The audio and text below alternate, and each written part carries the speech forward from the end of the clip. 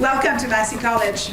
My name is Nathalie Desrosiers and I'm the principal of Massey College, and it's my great privilege to welcome you here for a fabulous celebration of the 60th anniversary of the William Southam Fellowship.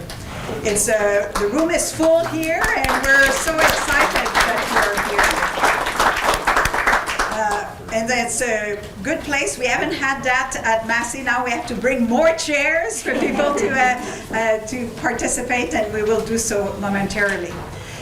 I just want to acknowledge that Massey College is built on Indigenous lands, the lands of the Huron-Wendat, the Seneca, and it is a treaty land of the Mississaugas of the Credit. We have an office here, and we always want to acknowledge our duty of stewardship toward this land and also the great privilege that we have to continue to do our work here. So I'm just going to pass the mic to Kim Kierans, but again, I just want to say how delighted that we are that you're back at Massey. You're always welcome at Massey College. Merci beaucoup. Welcome everybody to the workshops, and on behalf of Nahid Mustafa and I, who are the organizing committee for this, we welcome you. Delighted to see such a wonderful turnout. Today, our title is this first panel, which will run until 3:15, is Journalism and Activism, Two Sides of the Same Coin. The panel is going to focus on the relationship between journalism and activism. Consider questions such as, is there a line that can't be crossed? Is activism a problem that has to be solved? And is the accusation, activism, a problem of a lack of representation? These are some of the issues our esteemed panel today is going to cover. I'm going to introduce our moderator, Samira Mohyeddin, an award-winning producer at The Current, CBC Radio's morning flagship program. She's also a fill-in host for a variety of CBC programs, including As It Happens and Tapestry. And she was most recently the host of a CBC podcast called Unfort, a program about food, culture, and politics. And she will be introducing our panelists and carrying things through for the next hour or so. Thank you, Kim. Yeah.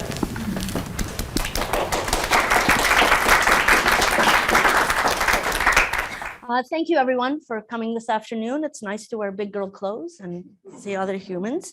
I'm just going to start right away with introducing our panelists today. I'll start with Adrian Harewood, who is in Ottawa and joining us remotely. Adrian is the anchor of CBC Ottawa News at 6 and host of Our Ottawa, which is a weekly TV current affairs program. Adrian is also an associate professor at Carleton University's School of Journalism. And then I'll start with Candace Maracle. Candace is an award-winning filmmaker and journalist. She has worked for CBC Radio and APTN National News and has made several films, including Grandfather of All Treaties. Candace is Wolf Clan from Tyendinaga Mohawk territory. Thank you for joining us. And then I'll start with Fatima Syed. Fatima is a climate reporter with the Narwhal and host of a podcast about Canadian politics called The Backbench Pod. She is also the vice president of the Canadian Association of Journalists. Thank you for being here. And Desmond Cole. Desmond is a journalist, activist, author, and broadcaster. He was previously a columnist for the Toronto Star and has written for the Walrus, Now Magazine, Torontoist, rest in peace, the Tyee, Toronto Life, and BuzzFeed. And he's the author of The Skin We're In, A Year of Black Resistance and Power. Could you give a warm welcome to all of our panelists? Thank you. So I'm going to start with you, Desmond, if that's okay. Yeah. And we'll get into the details as we go along. But just to start, could you please give us a sense of how or whether you think about the difference between journalism and activism? Every day. And it's formed a big part of my own career, this conversation. I think what was just said at the outset about journalism as activism as being an accusation, I think that that's actually bang on and accurate. It is often very much used as an accusation. And I want to start off the conversation today by bringing in some references about what we already know about many people over the years who have been having this conversation.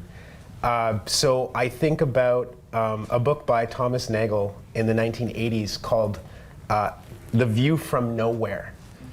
This idea that you can give a so-called objective perspective about the world, a detached and removed perspective. The ideas in Nagel's book were challenged by a lot of people as being kind of a fantasy, but I actually think that the view from nowhere is it's the fetish in journalism today. It's the fantasy that actually underpins so much of the work that we do. This idea that you could actually step apart from the world that you exist in and have a so-called objective view. There's an amazing book and podcast series by Louis Raven Wallace, a trans journalist in the United States, and it's called The View from Somewhere. So it flips this idea of Nagel's, and it says, actually, we all have to have a perspective, and we're all motivated by something in our journalism and indeed in our broader storytelling. And so it's not actually possible to have a view from nowhere, and the idea that it is possible to have a view from nowhere actually reinforces a whole bunch of existing power structures and reinforces the status quo. Aziza Kanji wrote an excellent piece in the Toronto Star 5 years ago called Quietism is Activism for the Status Quo. Quietism is not a word that I see being used very often, but I'm really glad that Aziza brought it back in that piece and made us question, what do we really mean when we say that a journalist or an outlet even is engaging in activist journalism? What does that mean? It's, again, I think it's very loaded and it's often an accusation. But Aziza's piece points out that journalism, particularly in our corporate media landscape, is always pushing a point of view. But it is often pushing an institutional point of view that reinforces the systems that keep corporations that make journalism entrenched in society. So it's not coming from nowhere, but it's in their advantage to pretend that it is coming from nowhere, so as to say, oh, I'm above the fray here, I'm not interested. Anybody watching the coverage of the war in Ukraine think that our media doesn't have an investment in that particular conflict? The fact that they cover it to the extent that they do, to the exclusion of so many other wars happening around the world today, I mean, where is the removal here? And also, activism narrowly defined, right, can be a person marching in a street with a placard. But if you want to continue to have fossil fuel subsidies, let's say in Canada, is that not activism? Like, what is defined as activism here? I think that that's a really important thing to consider. Just two more. Ida B. Wells, the legendary journalist in the United States who did a tremendous job exposing the practice of lynching in the late 19th century. She was accused many times during her career by institutional media of being biased. She had a biased view on lynching. I'm really glad she did, and history is glad that she did as well, but of course she faced numerous accusations of unprofessionalism and bias throughout her career. And I'll also just read a quote here from Candace Callison, an excellent writer and thinker and journalist who's at UBC, I believe. She was interviewed on CBC, and she was asked about this idea, you know, is it possible to be objective? And she said, I would say it's really impossible since everyone comes from somewhere. That's not to say that you can't use good methods for evaluating evidence, for establishing facts. In terms of thinking, you can adopt a view that doesn't include where you come from. In terms of thinking, you can adopt a view that doesn't include where you come from. I use one of my co-podcasters, Kim Tallbear's shorthand all the time. Quote, we all have mud on our feet from somewhere. End of quote. So I don't know what the purpose of storytelling and journalism would be if it didn't have an aim. Even like the oldest epics that we know of, like the Gilgamesh and all these things, like you don't see people acting outside of the social norms in these epic tales from even thousands of years ago. You see them reinforcing the cultural and social values of their time. And we are doing the same thing when we engage in journalism, and it is actually an active practice to try and steer away from that, to challenge power, to resist power, to speak truth to power. I hope that that's what we are doing in our journalism, because if we're not doing that, I really don't know what the point is. Fatima, how do you think about this between journalism and activism? I mean, to speak for myself to start. Also, I don't know where to look. This is my first live panel, so I don't know where to look, so I'm going to do my best. To speak for myself, I became a journalist because things were missing. I grew up in the Middle East at a time when there were wars in Iraq, there were natural disasters in Pakistan, where I'm from, and I lived in a very diverse community of people, and it was very obvious to me from an early age that there were communities and voices and issues and nuances that were missing from mainstream narratives, and that's the drive that got me into journalism.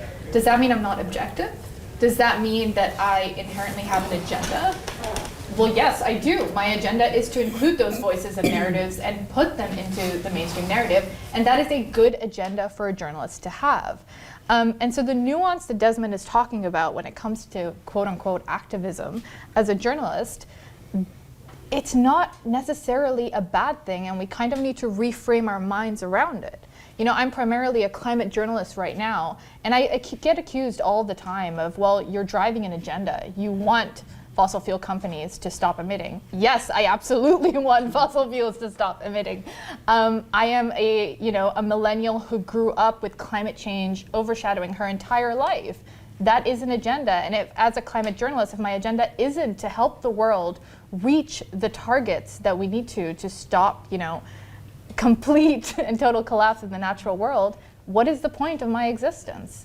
What is the point of my profession? And that's sort of the frame of mind that I keep in my journalism, that yes, I will advocate for those who don't have the privilege of being in our newspapers, or have had the privilege of being in our newspapers and our coverage largely. And I think that's okay, and that should be okay. Yeah, we're going to touch on that sort of language that you use, climate crisis instead of sort of climate change. And, we don't refer to the tar sands anymore, we say oil sands. But Candace, how do you think about this difference between journalism and activism, or do you even see a difference? I feel, just by virtue of being a Kanyakehaka woman, an Indigenous woman, the work that I do, I would consider it. The writing that I do, the films that I do, I would consider it all my version of activism. I'm not always on the front lines, but I like to represent our story kind of in a mainstream context where I feel like it's often been lacking. I grew up, in the 90s. I don't know if anyone here is familiar with the Oka crisis, which still affects a lot of us now. And I was a little girl, and I was mortified to be on our side with the imagery that I had seen on mainstream news and media. And even up until a decade ago, when I was interning at the CBC, I'm part of the Six Nations Bureau now at the CBC, but the climate was a lot different even a decade ago, and a lot's changed. But that was probably the primary impetus, like just interning at the CBC, that drove me to want to represent my people, our people, in the way that I did in my films. So that was my master's thesis. It was called The Creator's Game, and it was a very lofty endeavor. But at the CBC, they had reduced the issue of sovereignty and nationhood. It was all about the Iroquois Nationals trying to travel to the UK on our Haudenosaunee-issued passports. And even at the CBC, I found the media so reductive, like the coverage of it. And they reduced it down to what I consider to be trigger issues. Issues of taxation, which perpetuates the myth that Indigenous people don't pay taxes. A trigger issue, so Canadians are gonna okay, let's tune in. Oh, now they want this. Now they want to travel on their own passports. So in addition to not paying taxes and all the tobacco and casinos that they have, to drive the community economically, now they want to travel on their own passports. And so I just found it very one-sided, very reductive. And as an Indigenous woman in journalism, I kind of felt it incumbent upon me to tell a better story. So I feel like inherently the work that I do, just by virtue of my birth, is activism. Yeah, we'll get to that identity part too. And Adrian, I just want to ask you also, how do you think about this difference between journalism and activism? What do you tell your students? Well, I think all journalists are activists, aren't they? Right? Like all journalists are activists for, I would hope, the truth, right? They're activists for accuracy. They're activists for a certain kind of for transparency. They're activists for rigor. They're activists for freedom of speech. I would hope that all of us are activists of some sort. I came to journalism because I felt as if journalism and journalists in this country had done a lot of harm and had done a lot of harm to many different communities. I grew up in the 1970s. My parents wrote for the main Black newspaper in this country at the time called Contrast. And that paper came about as a corrective, right? It came about as a corrective to the story that was being told in the mainstream. But it also came about because there wasn't a lot of space for people of African descent, for Black people in the mainstream media in the 1970s and the 1980s. There were a lot of very, very talented people, a lot of very, very qualified people who were unable to get jobs in the newsrooms of the Globe and Mail and the Toronto Star and CBC, right? So I grew up in a household where journalism was about trying to make space and trying to tell different kinds of stories. And journalism was about challenging power. Journalism was about being an activist against misinformation and disinformation that was and that is racism, right? And that is homophobia, and that is sexism. All those things are forms of misinformation and disinformation that has been perpetuated for decades and indeed centuries, right? So I would hope, right? I would hope that all of us who are engaged in the practice of journalism are activists in that we are trying to ensure that the stories of our many communities are reflected, right? That the stories are told. I grew up at a time when stories about Black people in the newspaper were always seen through the lens of some kind of pathology, right? They were always seen through the lens of crime, right? And so again, I came to journalism, not even necessarily because I imagined a career in journalism, but I came to journalism when I was at McGill in the 1990s, because again, we felt it was incumbent upon us, and I say we because I was part of a community of people, to tell different kinds of stories. And to challenge the stories that we were seeing on a daily basis that we felt were wrong, and that we felt were distortions, and that we felt were kind of attacks on the truth. So yes, I think that if you were to accuse me of being an activist, then I will say, yes, I'm an activist. But again, all journalists are activists.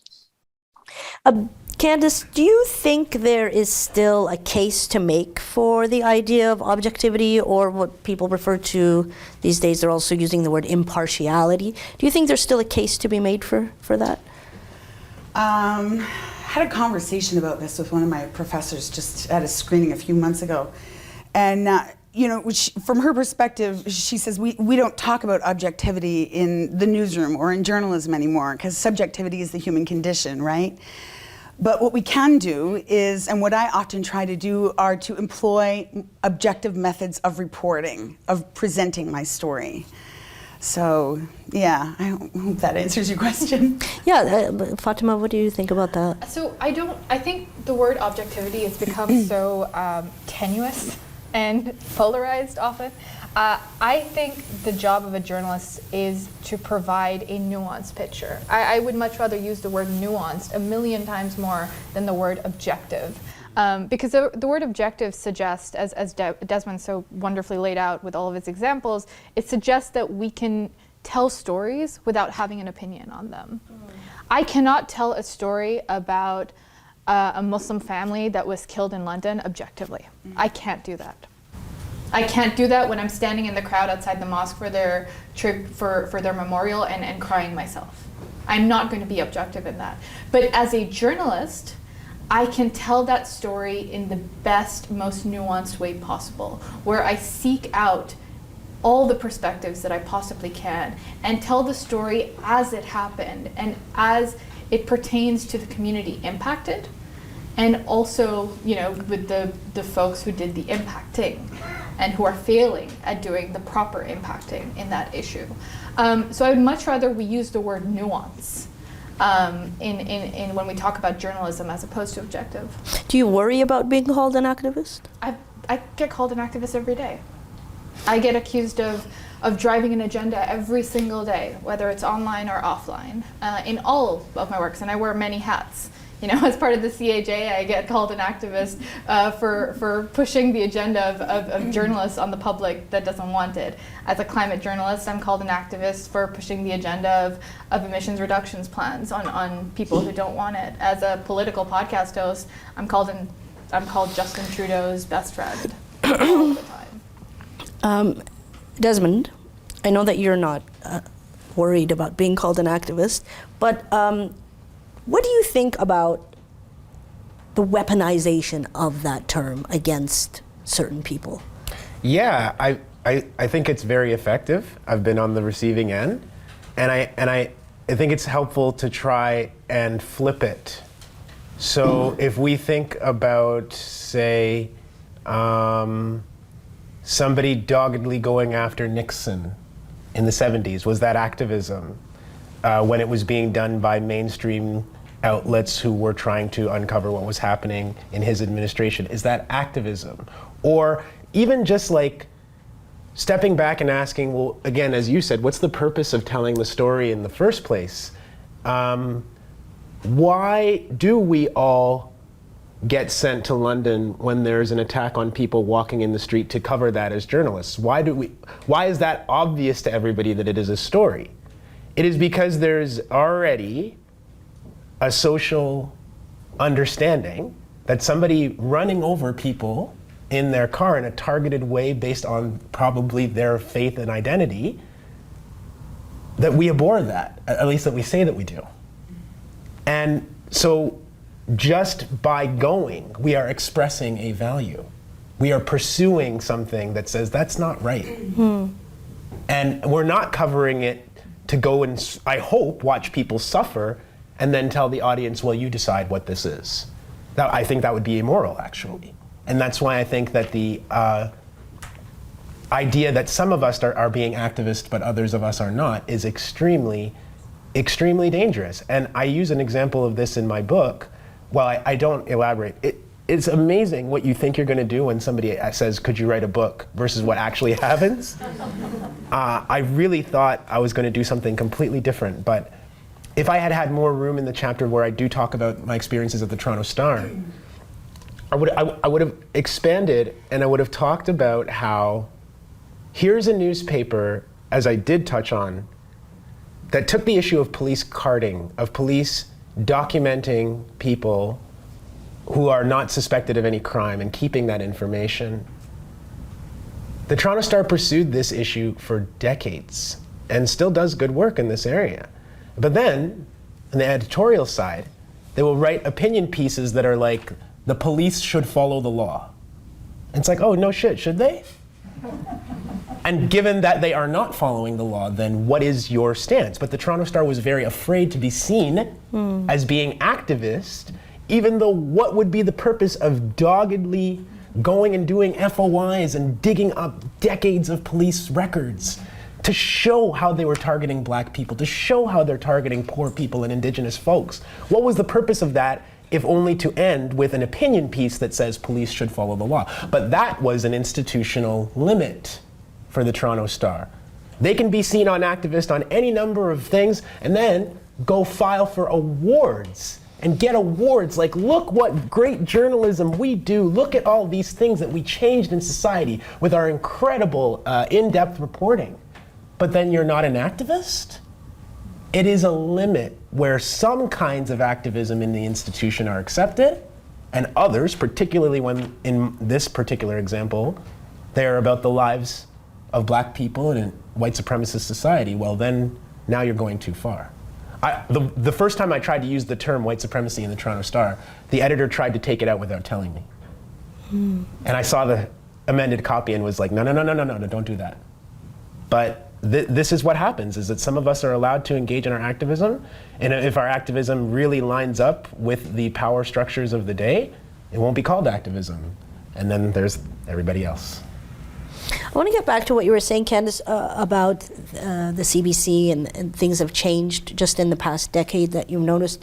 Adrian, I'm going to put this to you. You were involved, I don't know if anyone else here remembers the show Counterspin. This was a show that was on the air from 1998 to 2004. It had different hosts. I remember Avi Lewis, I think Carol Off. And I was thinking about that show and the program, and I mean, today we would probably be labeling that show as activist, but it was a mainline current affairs program. But I just feel like it would not even make it to air in today's climate. What do you think about that, Adrian? How was the show at the time framed? How was it perceived? Yeah. So I was, I guess I was the proverbial pinch hitter for that program. So I was the understudy to Carol Off back in the day, a few gray hairs ago, back in the early 2000s. And I hosted that show from time to time. And that show was really about trying to disturb the peace, right? It was a story that was trying to challenge convention and to ask uncomfortable questions and to be disruptive. That was the point of it. The point was to provide a space for provocation and provide a space for rigorous conversation from many different perspectives.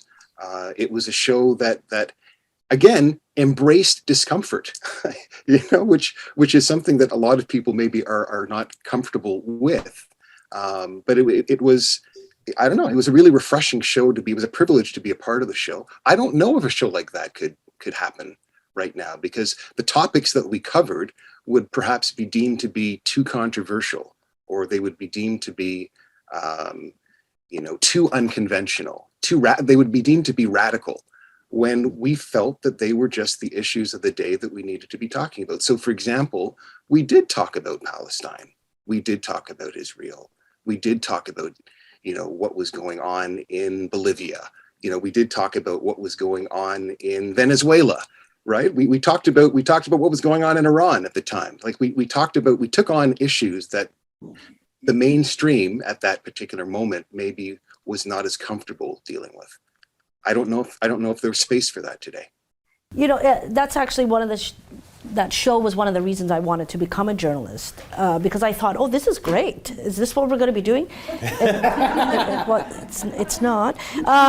The other thing is also on that show, sorry, I keep harping on this show, but there were voices on that show that have disappeared from the media landscape. We just do not hear from them, and it's not like they disappeared themselves. They're still tenured profs, they're still doing their thing, but we're not hearing their voices either.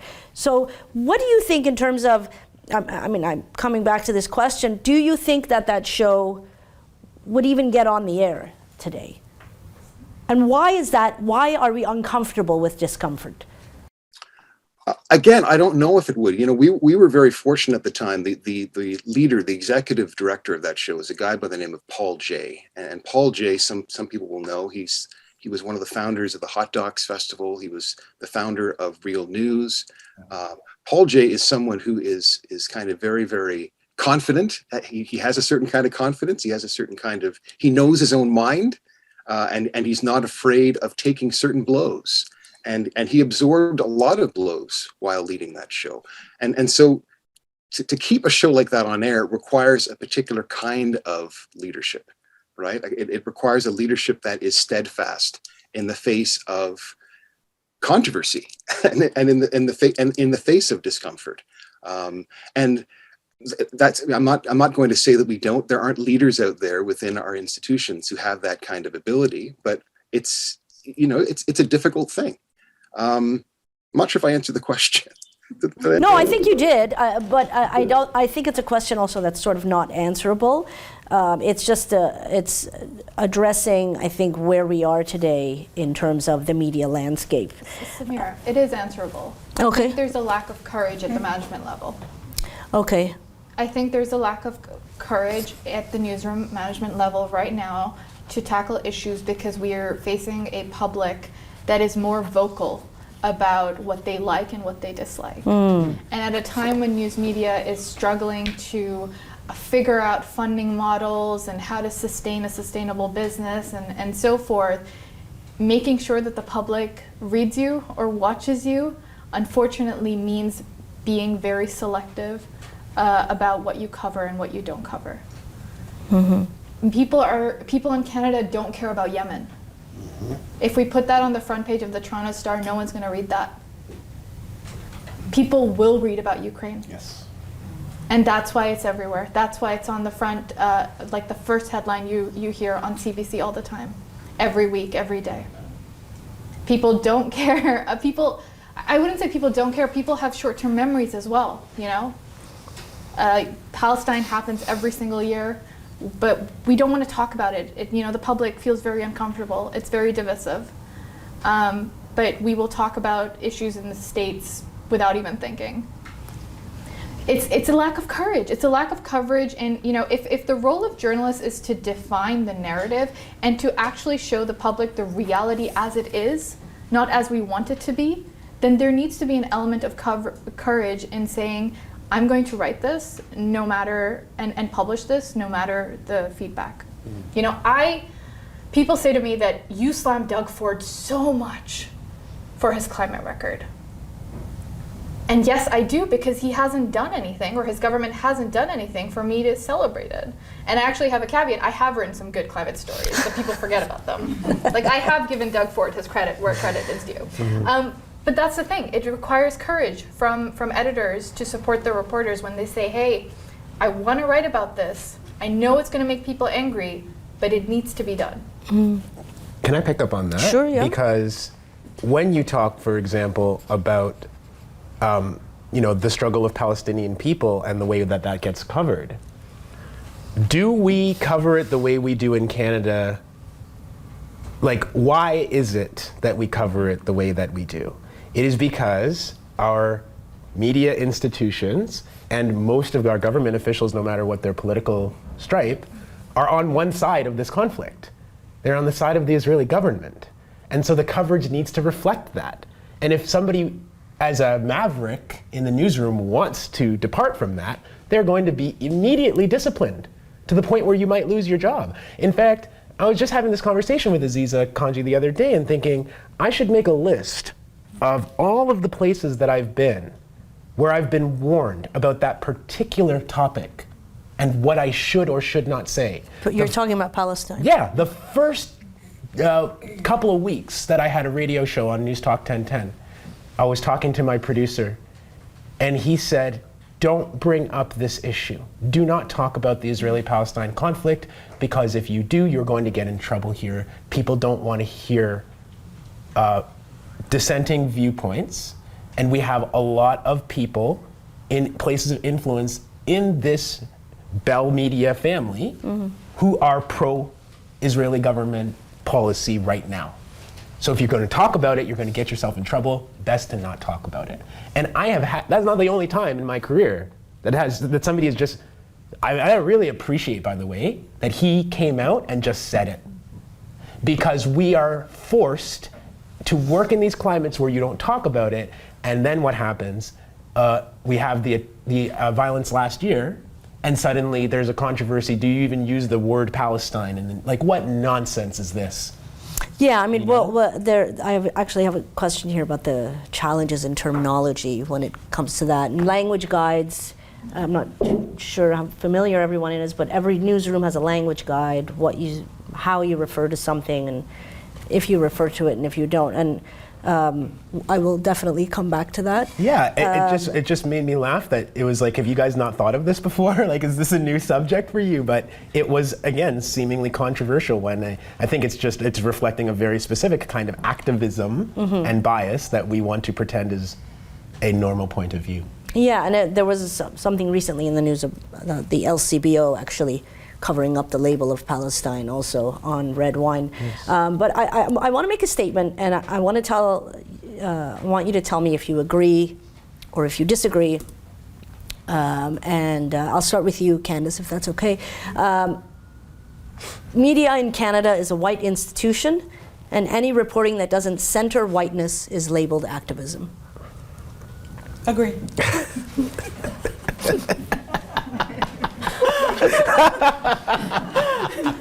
Enough said.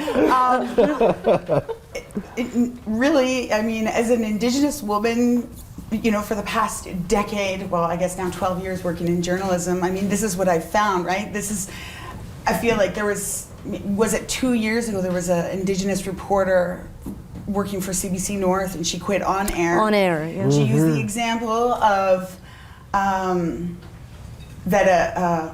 I believe it was the higher-ups who are older white men in the CBC who said it's difficult for us to turn a ship 180 degrees or whatever. They used the example of that. And I shared that story, and I remember a language speaker and someone who speaks at our longhouse said, see, that's the difference between the white Western mentality and the Indigenous people. And our mentality is because a canoe can be righted, you know, like that with a few strokes. But for white people, this machine is, you know, they use a metaphor of this ship, which is difficult to turn. So how long do we have to wait? Do you know what I mean? And I don't have any problem saying that. Yeah, I agree. I mean, when I was working at I interned at the Current, and then I had a contract at As It Happens, and all the executive producers were, you know, white, older people. So I mean, based on my experience alone, I would have to say that's an accurate statement. Mm-hmm. Mm-hmm. If it's a ship in the Suez Canal, it's going to take forever. Yeah. There you go. That will be the example I use next. Do you agree or disagree, Fod? I agree, but it is changing. Mm-hmm. I have to, like, I am a silver lining, sunny side up kind of human being. So I have to add the caveat that it is evolving slowly but surely. I mean, look at this panel. It's kind of great, and there is a generation of new, of emerging and establishing young journalists that are not afraid and unapologetic about saying, you know, what they need to say and reporting what they need to say. I can give you like a list of names. Evie Kwong at the Toronto Star set up in their voices, you know, a space in the Star where people can actually talk about their community as they want it to be reflected, not as anyone else wants it to be reflected. There are so many journalists leading the way now in terms of defining coverage as it should be. Omera Issa, a CBC you know, reporter in Saskatchewan, did a beautiful series on being Black in the prairies. That changed, you know, that really challenged the narrative of who lives in the prairies and who gets privileges in the prairies. So it is changing slowly but surely. I think there are a lot of people now, you know, hammering down the doors of executives and pushing them to change the narratives from what it used to be to what it should be today in 2022. Adrian, what do you think about that statement? Yeah, you know, I think it's changed. I'm just going to agree with Fatima. I think it's changing, but it's changing not because of spontaneous generation, right? It's changing because people have decided to intervene. Yeah. People have decided to take risks. Yeah. People have taken real risks and spoken out and said, you know, this is not right. I can remember about 5 or 6 years ago, a number of us within CBC were challenging the network to better reflect the diversity that exists in this society. We were looking at CBC and we were saying it is unacceptable the way in which this corporation is structured. It's unacceptable that there's very little representation from non-white communities on the board or in positions of power in the executive, right? It's not acceptable. And I can remember a couple of us going around asking people to sign a letter, right? We went and asked people to sign a letter, and only 23 people, across the country, within the corporation, signed that letter, right? 23 people in that time, including the likes of David Gutnick signed, Nala Ayed signed, Dwight Drummond signed. But there were a lot of people who we went to who were in positions of power who chose not to sign, right? Because they were afraid of what would occur if they were to intervene. Now, I can appreciate, I understand that people, people have different sensibilities, and I can't, not everyone, you can't expect a person to do necessarily what you will do, right? And everyone has their own way. But in order for us to get where we want to get, those risks have to be taken. And I'm going to call out one person who at that time did not have a full-time job at CBC. She was part of this kind of precariat, right? Precarious employment, casual, precarious employment. And she signed, right? And I'm going to name her today. I've never named her, but Ifil Musa, who currently is now on The World This Weekend and is now a full-time employee. But at that time, where it was really, really dangerous to sign, she signed. And so in order for us to get where we want to get, people have to take risks, and people have to be willing to speak up and speak out. And folks like Ifil Musa did at that moment, when it was required. I just want to say I was not there when that letter was That's great. No, I've lost my place. So we were talking about inclusive language, making space for these things, intervention, and media companies are trying to use more inclusive language. And one of the phrases that comes up repeatedly is lived experience. Yes. That the lived experiences of reporters is an important aspect of their work. Do you think that that's a useful phrase? I'll start with you, Desmond. Yes and no. I think it's pointing at something that is important, but I think we're giving it more attention at the expense of a broader thing. So what I think we're doing when we talk about lived experiences, we're individualizing journalism. We're saying that journalism is only about the individual who produces it, and that if we get enough, as Adrian was just saying, representation, right? That this is an issue of representation in the newsroom, that it's because we're not there. As if, for example, having a black journalist in a newsroom is going to lead to some automatic black social justice outcome. We are individualizing it. And we're putting a lot of responsibility, by the way, on that person who might not be in the newsroom to want to do that particular kind of work, right? And now we're saying, well, we've checked the box now, we've got a black person, you can't criticize us anymore. But what if your coverage is still incredibly harmful towards black people, right? So lived experience, okay. But I think Adrian was just pointing at something that I think is so important, which is that part of the big struggle that we are all in my personal opinion, is an anti-capitalist struggle.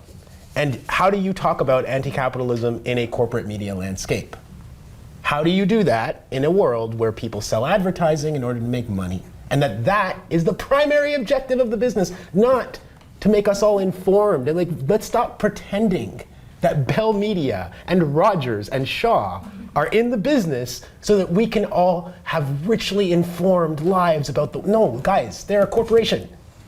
They're a corporation. And if you don't want to accept, if you think it's a caricature that a corporation can't do any good in the world, just go ask any corporation, what is your purpose and what do your shareholders want you to do? What is your primary function in the world? They will tell you. So how do you engage in an anti-capitalist structure inside of a corporate media environment? It's a dead end. Independent journalism is always going to be necessary to act as a counterbalance. Because it's all great and well to be included, right? To have an inclusion mentality in a system that continues to kill you and your people, right? They would love that. If they get smarter at CBC and at the Star and at all these places, they're going to find the token people to put at the tops of their organizations so that we presumably cannot criticize them anymore. But it won't necessarily change the quality and the content of what they're doing. So I think we should be really careful about this idea of lived experience and saying that we can solve institutional social problems through tokenism, essentially. So you see it as tokenism in its most sort of, I guess. Well, it's like, of course we want to have people with legibility, cultural legibility, telling the story. Of course we want that, right? But that's not the problem, I guess. We're pretending that the problem is just that we don't have the right person telling the story. That is not what the problem is. Do you think it's a useful phrase? So I'm going to disagree slightly with Desmond, who I have mad respect for. The first thing is I do think it's important to have quote unquote lived experiences. I hate the word, it's too calculated, but you know, the meaning behind the word. I think it is important, and I know there's a couple of CJ folks in the crowd, so I have to shout out our diversity survey. You know, it was a monumentous task to get Canadian media to take the issue of representation within their newsroom seriously. It was years in the making. And I think it is important for us to hold ourselves accountable in terms, you know, numbers. But once you have those Black journalists or brown journalists or Muslim journalists or Indigenous journalists in that newsroom, are they being heard? Are they being allowed to tell the stories in the ways that they want to? Exactly. And more than that, are other reporters supporting them in their reporting? Are other reporters, like, or is the onus just on, you know, if I'm in a major newsroom, do I just become the Muslim reporter? Right. Am I the only one who gets to cover Muslim issues? Is there not an onus to have Muslim representation in the newsroom inform the entire newsroom's reporting on Muslim communities? Or, you know, and apply that logic to Black and Indigenous communities as well. I think you can't just put people at the table and then not do the added work of incorporating their quote unquote lived experiences into all facets of the newsroom.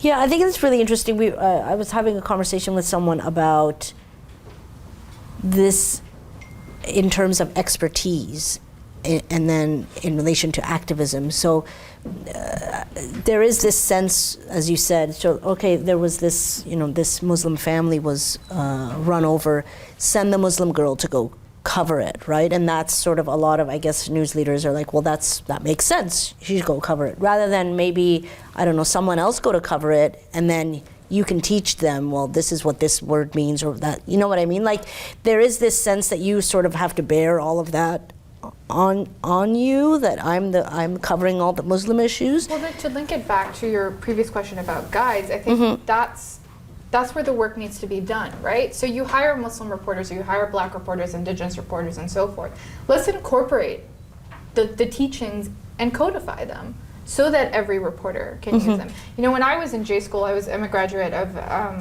X, or formerly Ryerson University. They didn't teach us how to report on various different communities. There was no sort of class saying like, hey, here's how here's how Black community, here are good examples of how to report on Black communities, here are bad examples of how to communicate on Black communities. That's something I learned on my own by reading and learning and talking to journalists like Desmond and Adrian and so forth. Like, it's not something that's taught to emerging journalists. It's not something that a newsroom hands to you when you're onboarding. You know, so it's things like that we have to think about so that the onus isn't on me. So that, you know, next time there is a, God forbid, a terrorist attack, an editor doesn't call me and saying like, hey, so what is a Shia Muslim? I'm like, all right, this is not my responsibility anymore. At least we've moved beyond, why are they doing this? And you're like,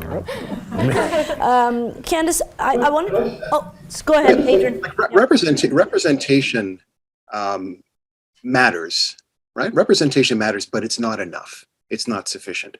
But it does matter, right? Like it speaks to the question of citizenship, right? And people having the ability to kind of just participate in the society and participate in the institutions. So that matters.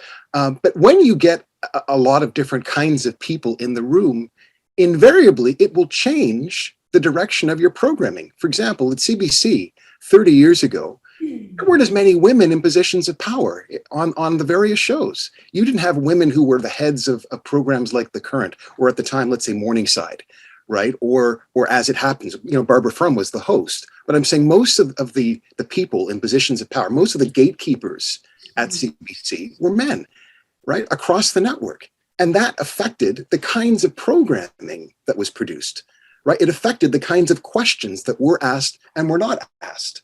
Right? It's fun. So it's had a material effect, right? Changing that dynamic has actually had a material effect on the kinds of programming that's produced. It's not enough. It's not the panacea, right? But it does contribute something to changing the frame. Thank you. Candace, how do you see this sort of lived experience in the context of activism?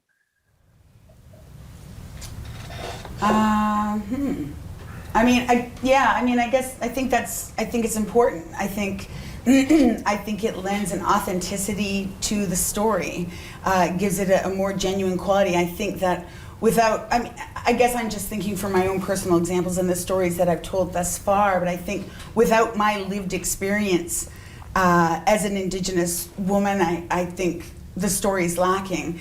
When Fatima was talking about covering the story in London, I think I would much rather read her story with her heartfelt, passion about what's happening. I would rather read that than some generic, person who doesn't really has no vested interest or doesn't really care.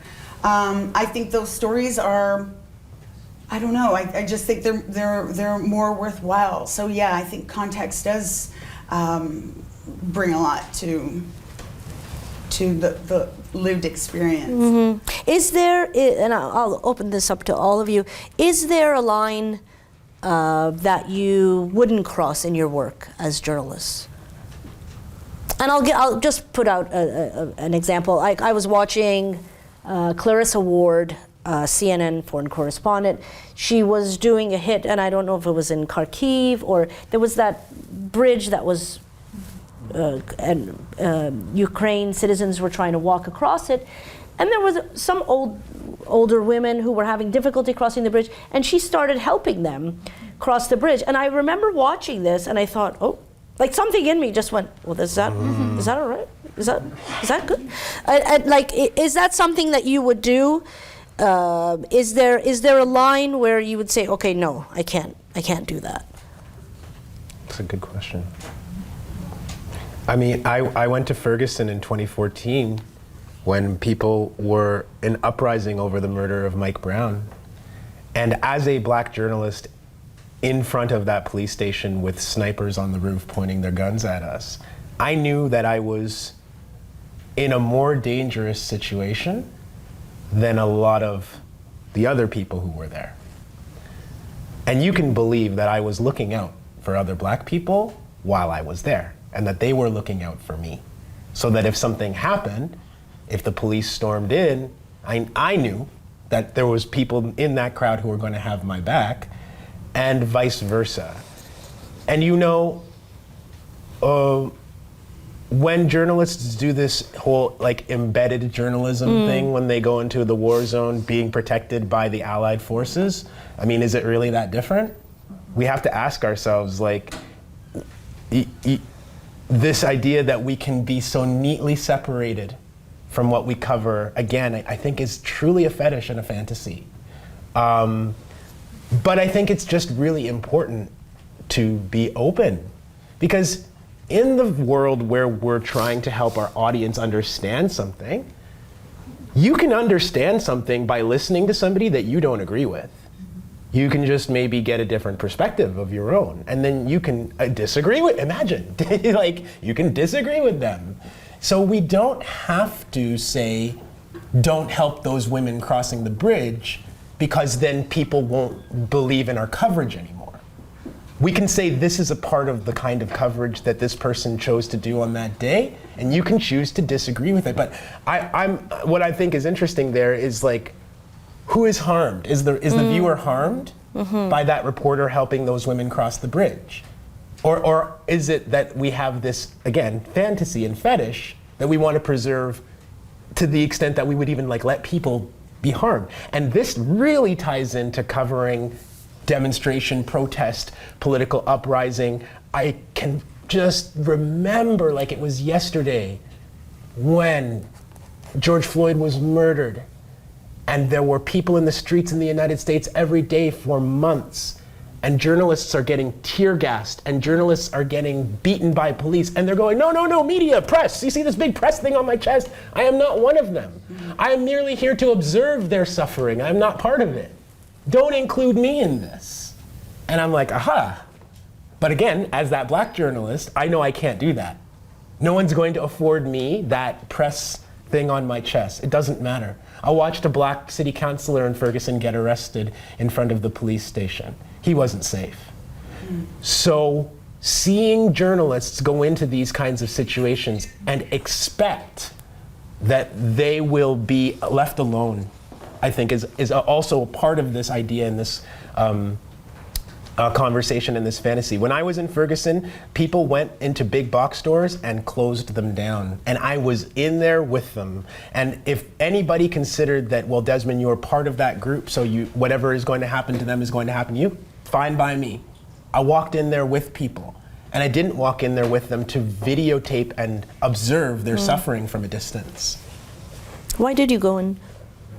I mean, did you ever have that moment where you're like, absolutely. Okay. But I went in because it was, first of all, it's a great story.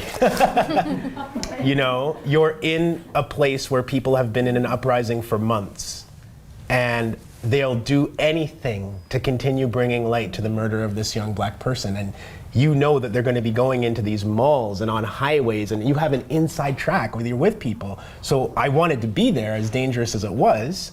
But I also think that this is about like loving justice, loving black people.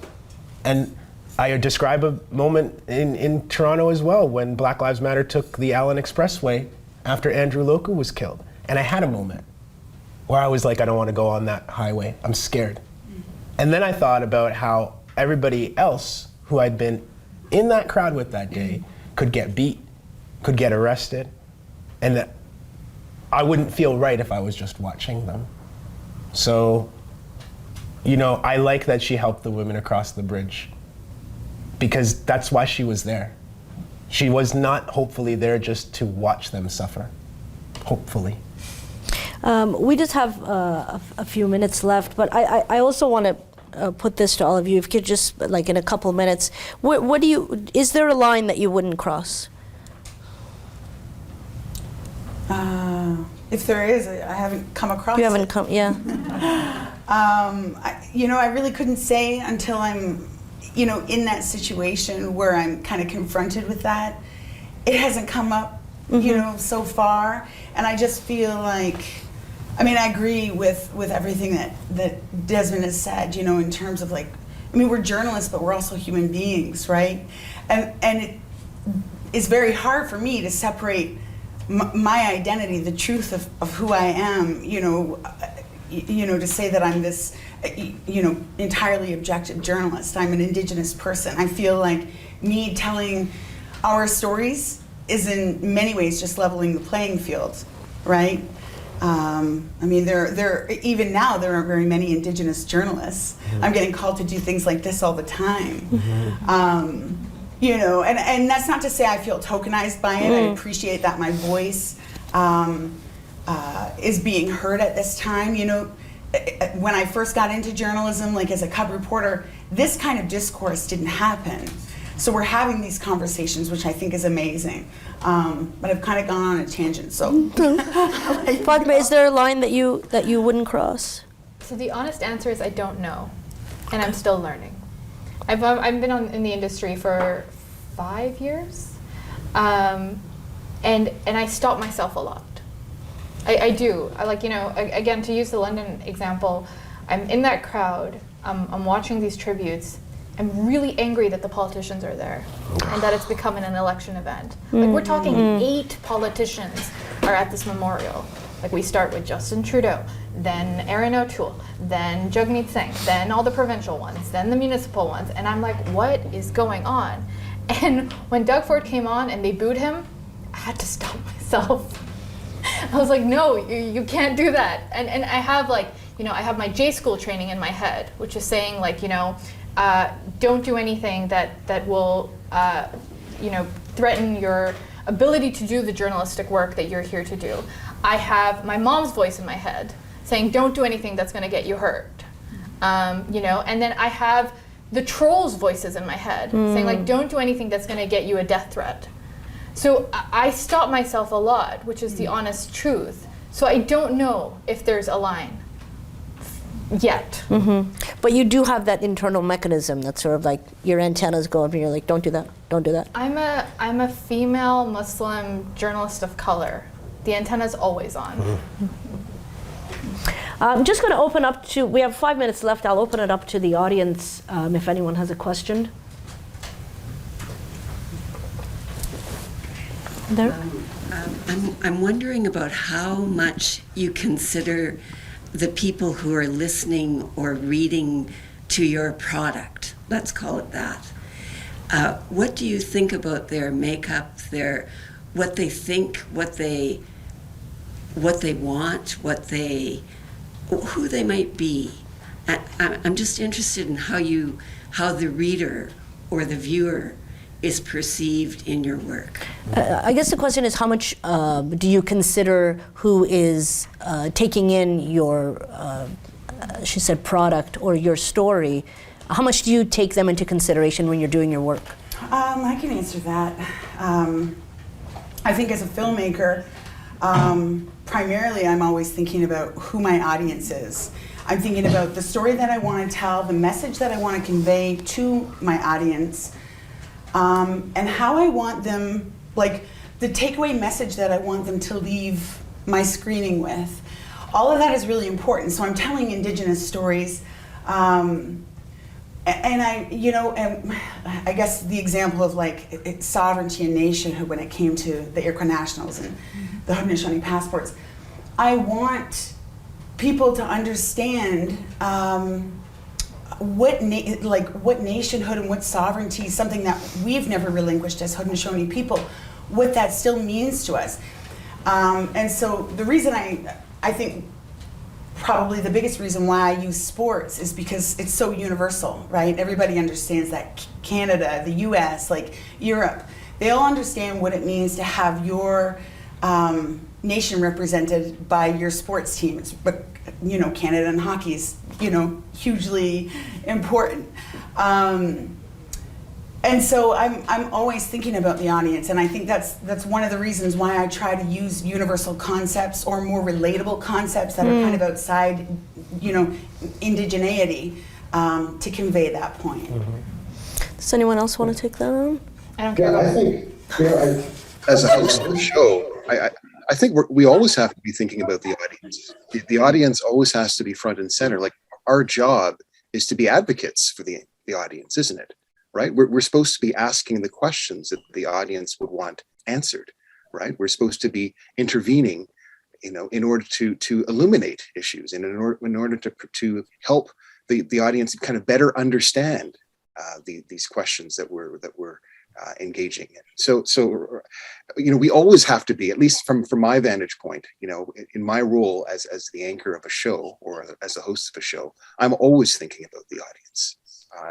That's my job. I have to think about the audience. The audience is the reason why I'm there. I think about too, a lot of the films that I've made for, so non-Indigenous people understand, but I've also made them for my people. So when our youth are watching, I want them to, for the first time, to be proud of what they're seeing on screen. Yeah.